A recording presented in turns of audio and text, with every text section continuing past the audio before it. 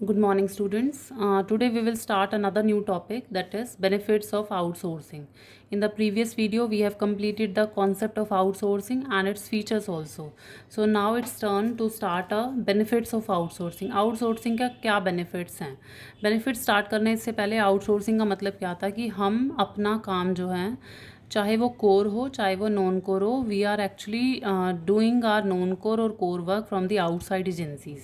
So what will be the benefit of doing this? इसको करने के बेनिफिट क्या हैं? फर्स्ट बेनिफिट आता है हमारा focusing of attention. First benefit is focusing of attention. So this was the first benefit of outsourcing, focusing of attention. Second benefit जो हमारा आता है that is quest for excellence. Third benefit हमारा आता है आउटसोर्सिंग का cost reduction. And fourth benefit of outsourcing is growth through alliance. And fifth benefit is Philip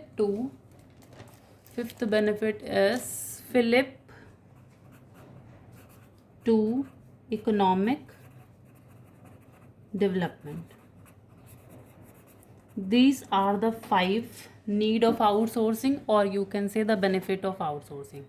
अब first benefit है फोकसिंग ऑफ अटेंशन. सी, हम बाहर की एजेंसी से काम क्यों करवा रहे हैं? बिकॉज वी वॉन्ट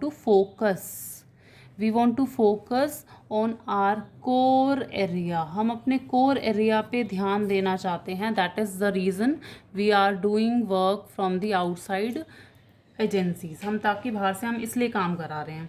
तो आउटसोर्सिंग हमें एक अपॉर्चुनिटी देता है ऑर्गेनाइजेशन को.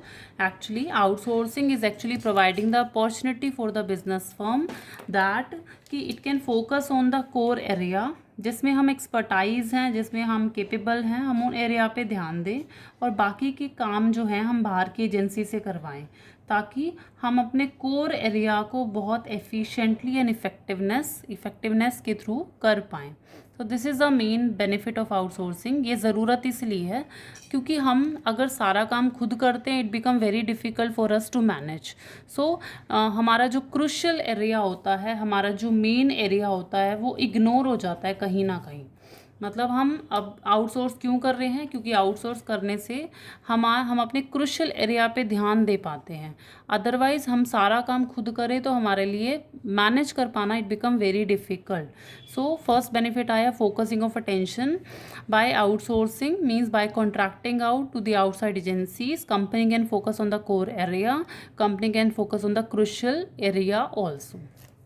Second benefit is quest for excellence. अब हम क्यों बाहर से काम करा रहे हैं? क्योंकि हम एक्सीलेंस का ना बेनिफिट उठाना चाहते हैं. हम उसकी एक्सीलेंस का बेनिफिट उठाना चाहते हैं. अब यहाँ पर एक्सीलेंस ना 2 तरीके से आती है. आप बाहर से काम करा रहे हो, क्यों? क्योंकि आप उस एरिया में एक्सेल होना चाहते हो in which you can do the best. मतलब आप जो काम बहुत अच्छे से कर सकते हो आप उसमें एक्सपर्टाइज का बेनिफिट उठाना चाह रहे हो. दूसरा, आप बाहर की एजेंसी से काम करवा रहे हो, इनमें जिस वो वाली एजेंसी से काम करा रहे हो जो एजेंसीज उस काम को करने में एक्सपर्ट हो. तो इस तरीके से आप 2 एक्सेलेंस का बेनिफिट उठा रहे हैं. मीन्स जो हमारी कंपनी है can excel in the activities that they can do the best. मतलब जो वो काम खुद अच्छे से कर सकती हैं वो अपना काम वो खुद कर रही हैं. ठीक है. और दूसरा क्या आ गया, जो बाहर की एजेंसी से काम करवा रही हैं तो वो कंपनी उन एक्टिविटीज़ में एक्सपर्ट है, स्पेशलाइज है. तो आप उनकी एक्सपर्टाइज, उनकी स्पेशलाइजेशन का you are actually taking the benefit. So in this way हम 2 तरीके से एक्सेलेंस की एक्टिविटी हम जो है 2 तरीके से एक्सेलेंस उठा सकते हैं. फर्स्ट आ जाता है firm excel in the activities that they can do the best.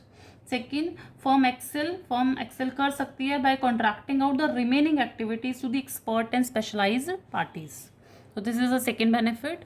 Third benefit आता है हमारा कॉस्ट रिडक्शन. कहता है खर्चा कम आता है. खर्चा कैसे कम आता है? क्योंकि जो हम काम बाहर की एजेंसी को देते हैं, जो हम आउटसोर्स करवाते हैं, आउटसोर्स कराने से हमारा खर्चा कम आता है। कैसे आता है? बिकॉज अगर जो कंपनी आउटसोर्स कर रही है, सपोज मैंने बोला कि एक ABC कंपनी है, वो ना मार्केटिंग का काम करती है। मार्केटिंग का काम वो सिर्फ एक कंपनी के लिए नहीं कर रही, मार्केटिंग का काम वो एक कंपनी, दूसरी कंपनी, तीसरी कंपनी, चौथी, 5-6 कंपनियों के लिए कर रही है। तो अगर वो कंपनी बहुत सारी कंपनी के लिए एक साथ काम कर रही है तो उसके लिए खर्चा क्या होगा? कम, क्योंकि वो इकोनॉमीज ऑफ स्केल पे काम कर रही है। लेकिन यही काम अगर हम मार्केटिंग वाला काम खुद करने बैठे, यानी हम अलग से मार्केटिंग मैनेजर अपॉइंट करें कि उनको बोले तुम ये काम करो, तो it become very costly for us. और आउटसोर्स करने से हमारा जो है कॉस्ट जो है हमारा रिड्यूस हो जाता है, बिकॉज आउटसोर्सिंग जो है वो इकोनॉमीज ऑफ स्केल का बेनिफिट उठाती है। Outsourcing agencies provide their service to a number of clients, so it become benefit for us, that cost will be reduced. Next आता है हमारा ग्रोथ थ्रू अलायंस। आउटसोर्सिंग का क्या बेनिफिट है कि हमारी कंपनी की ग्रोथ होती है किससे? Through alliance. Alliance means the agreement. Alliance का मतलब है एक एग्रीमेंट हो रहा है, agreement of agreement between two groups, between countries also. मतलब कुछ भी आप एक दूसरे को सपोर्ट कर रहे हैं, तो एक दूसरे के साथ एग्रीमेंट करने का, जैसे ए कंपनी ने बी कंपनी के साथ एग्रीमेंट करा कि तुम मेरा काम, ये वाला काम तुम कर देना, मतलब ए कंपनी आउटसोर्स कर रही है बी कंपनी को, means this is agreement, this is an alliance. Alliance करने से ग्रोथ हो रही है। अब ग्रोथ अलायंस करने से कह रही हो कैसे हो रही है?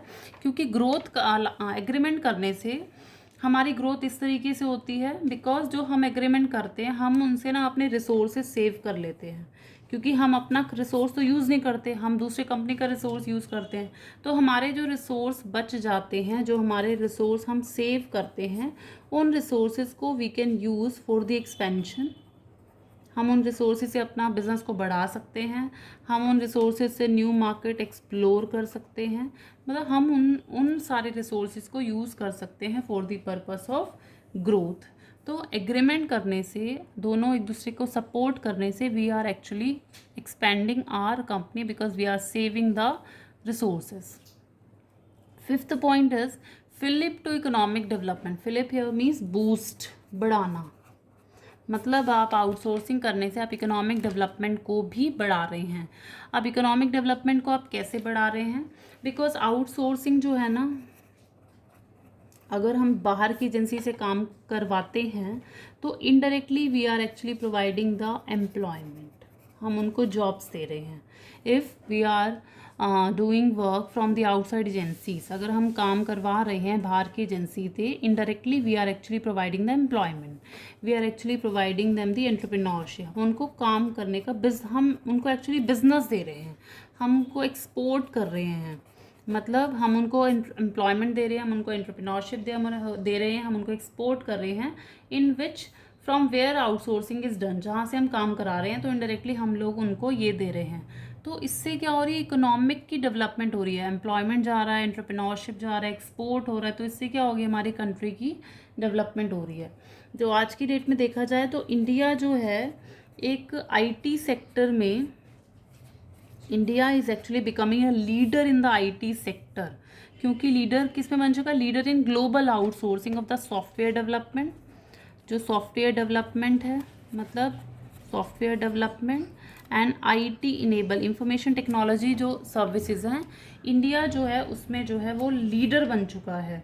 मीन्स IT सेक्टर की अगर हम बात करें, इंफॉर्मेशन टेक्नोलॉजी की बात करें, तो outsourcing has made India a leader in global outsourcing of software development and IT enable service.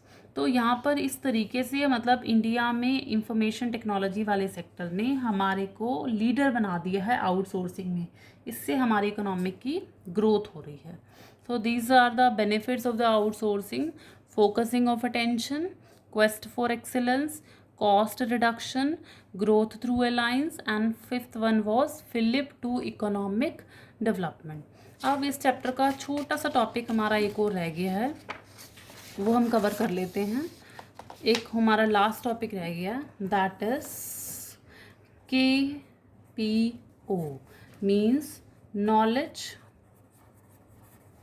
Process out sourcing. अब इसमें क्या है, हमारा हमने जो पहले पढ़ा था that was a BPO, business process outsourcing. अब जो ये चीज़ है वो है knowledge process outsourcing. Knowledge process outsourcing simply means it refers to obtaining high end knowledge work। See इसमें क्या है, high end knowledge work from outside organisation. मतलब आप बाहर की कंपनी से काम करवा रहे हैं। कौन से काम करवा रहे हैं, that require a very high end knowledge process outsourcing. Outsourcing यहाँ पे भी हो रहा है, यानी आप यहाँ पर भी काम बाहर की कंपनी से करवाएंगे, लेकिन आप वो वाले काम कंपनी से, बाहर की कंपनी से करा रहे हैं जिसमें ज़्यादा नॉलेज की रिक्वायरमेंट है। वाई? बिकॉज आपका बिजनेस सक्सेसफुली रन करे, आपका बिजनेस स्मूथली चले। तो KPO में simply it refers to obtaining high end knowledge work from the outside agencies. Generally KPO में कौन कौन चीज़ें आती हैं, KPO में रिसर्च सर्विस आती है। रिसर्च वाले काम जनरली बाहर से हम करा लेते हैं, ठीक है। डेटा एनालिटिक्स का काम जो है हम जनरली बाहर से करा लेते हैं।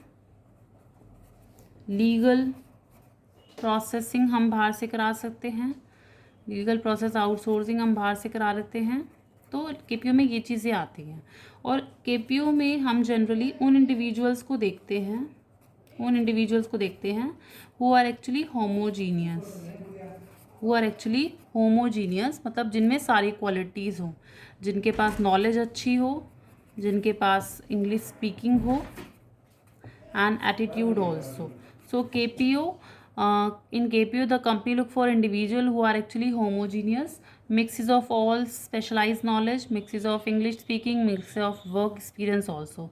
से simply अगर देखा जाए in KPO the work is done from the outside agencies, but कौन सा काम बाहर से आ रहा है which require a high end knowledge, means in KPO the focus is only on the knowledge expertise. जो फोकस है वो हमेशा नॉलेज एक्सपर्टाइज पे है।